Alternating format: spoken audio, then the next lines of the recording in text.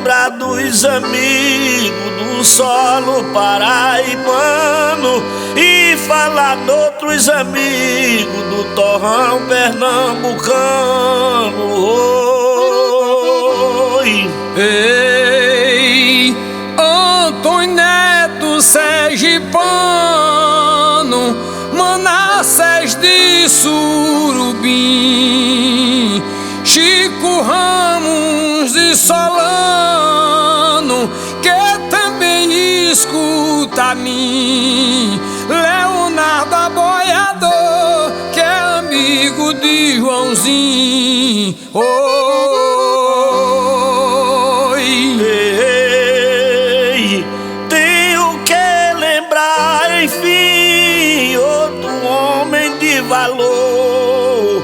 É meu amigo Roberto, pecuarista e criador, lá do Ara JR, em Santa Cruz tem valor. Ei,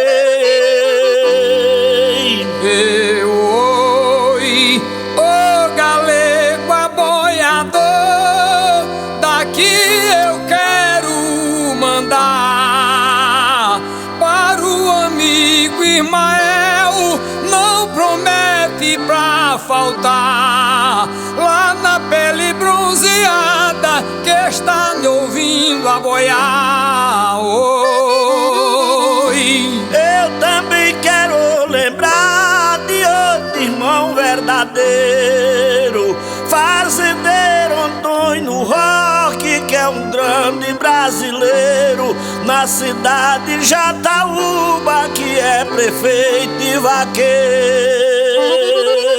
ei, vou mandar meu companheiro, que a voz do dever me chama, vaqueiros de Santa Cruz, que a poesia ama, Taquaritinga do Norte, de Vertente Toritama.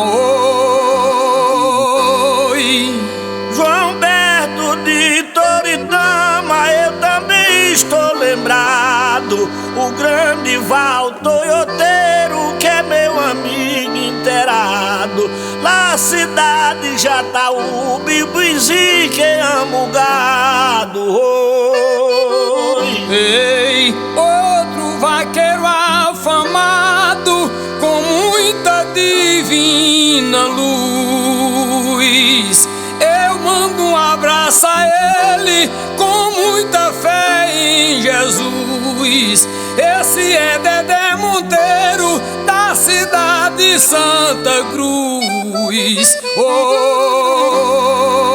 Oi, Também lembro em Santa Cruz uma mulher altaneira, é Dilma Modaíma, uma grande brasileira, a esposa de Roberto, que é gente de primeira. Oi.